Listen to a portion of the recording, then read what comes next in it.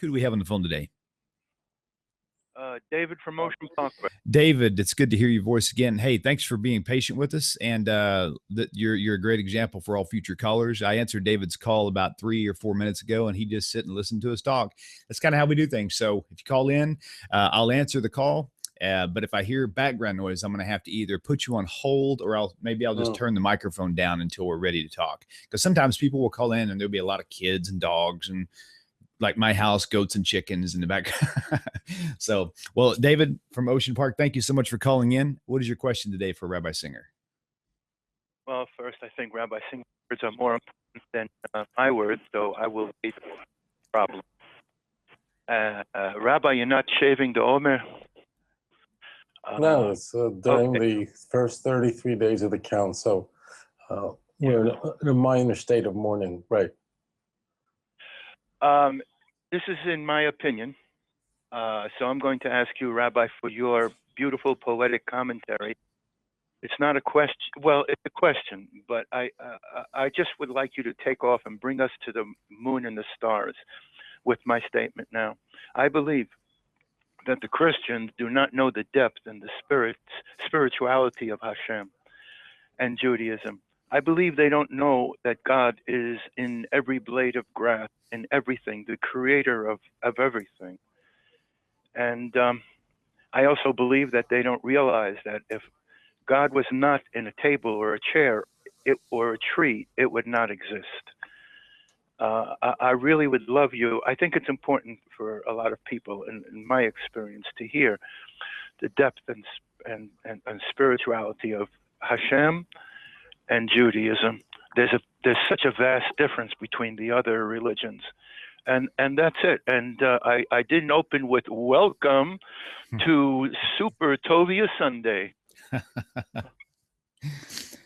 David. So thank you very much, William. Yes, sir. I'm waiting to hear your testimony in another week or so. Very good. I'm definitely pushing for that to happen. So keep tuned. I'll make sure to let you know, and I'll put a post up on Facebook too to let everybody know. Thank you, David. Thank you. Thank you. So David is asking about.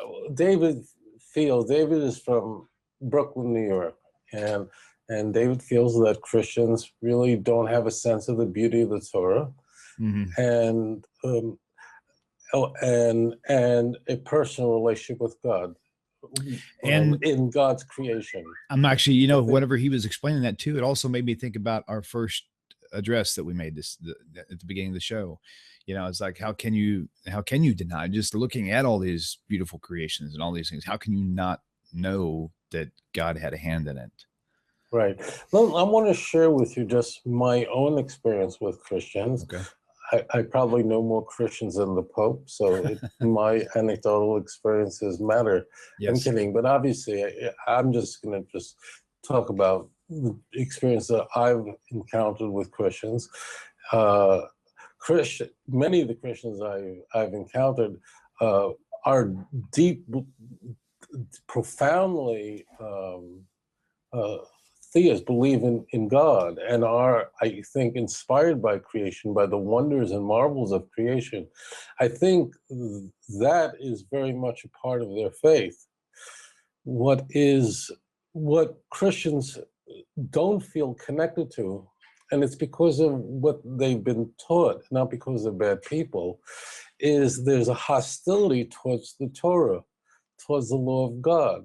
That's how, to them, the mitzvot, the commandments, are the works of the law and are a curse.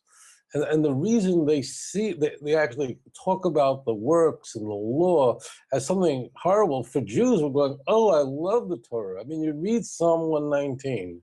I mean, that's the longest chapter in the Bible. I mean, it's 176 verses. What would King David be dancing about? The Torah, how beautiful it is, and how the wicked abhor the Torah.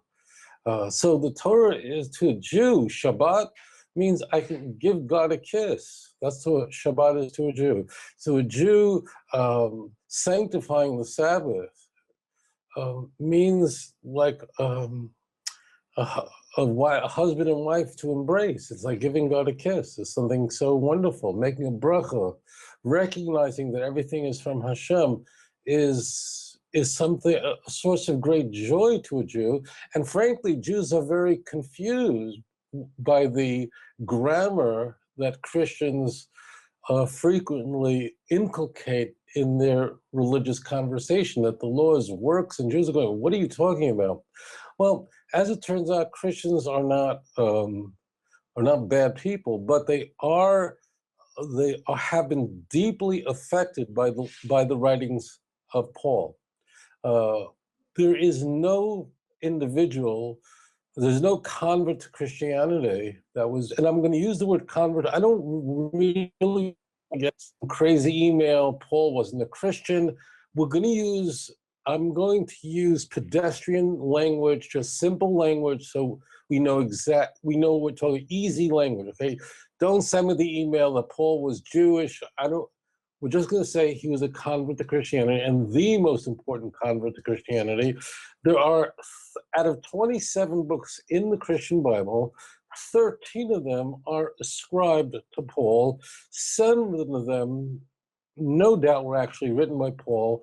The other 6 are, in my opinion, are forgeries. But certainly 3 of the 13 are, the pastoral epistles were written by Paul, but we have 13 that are ascribed to Paul and are Pauline. That means they have a very important theme. And then we have another book that has, for over 1,000 years, the church has ascribed to Paul. Now that's not as popular. That's the book of Hebrews. Wow. So we have 14 out of 27 books in the Christian canon that are Pauline. That's very significant. So Paul's influence over Christian thinking can't be overestimated. Now, if Paul is constantly talking about how the law is a curse, and the law to Paul, keeping the law wasn't just irrelevant. It meant that Jesus' death was insufficient for your salvation. And he condemns people who trust in circumcision in Galatians 5 and 6 and so on and so forth. So therefore, that's what influences them. So on the one hand, Christians are, no doubt, evangelical Christians are at the forefront, I think, certainly in the United States, of talking about and discussing the wonders of God, or out there defending creationism. But on the other hand, Christians have been deeply affected by Paul's writings to them. Paul self-proclaims, really, what's strange is that the Gospels don't even make these claims. Paul is the one who says that what he gets is directly from God, from Jesus Christ. The Gospels really don't make those claims. Mm-hmm. What's very interesting is that the Gospel writers don't even say who they were, and they don't claim to be eyewitnesses. They don't claim, that means if you read Matthew, Mark, Luke, and John, whoever wrote them, we have no idea who wrote them. No matter whatever that Bible says, St. Matthew, the word St. Matthew is put in there later. Right. These inscriptions are 2nd century. Forget that. The Greek manuscripts don't have Matthew, Mark, Luke, John. That's going to come later. Well, they don't. Matthew doesn't write down. Luke says explicitly in the opening passages of the book of Luke that what he has, he wrote carefully, whatever it is, but he doesn't claim divine revelation or anything like that. Matthew doesn't, but Paul does. So Paul's influence in Christian thinking affects the church, affects parishioners deeply, and what obviously the only way I think to reach the Christian, to reach out to the Christian, is with Torah, because they are so inclined toward God, rather than people who are, agnostic and really have no spiritual income. I mean, Christians are very interested in studying with me. I have no problem in, having Christians sign up to sit and study with me. They love that. They don't get Shabbos. They think it's a curse because Paul said it was. Mm-hmm. So that has to be, but again, you have to go through the Bible with them. They've been deeply affected by the literature of the church. Make no mistake about that. Right. Wow. Okay. Yep. Very good.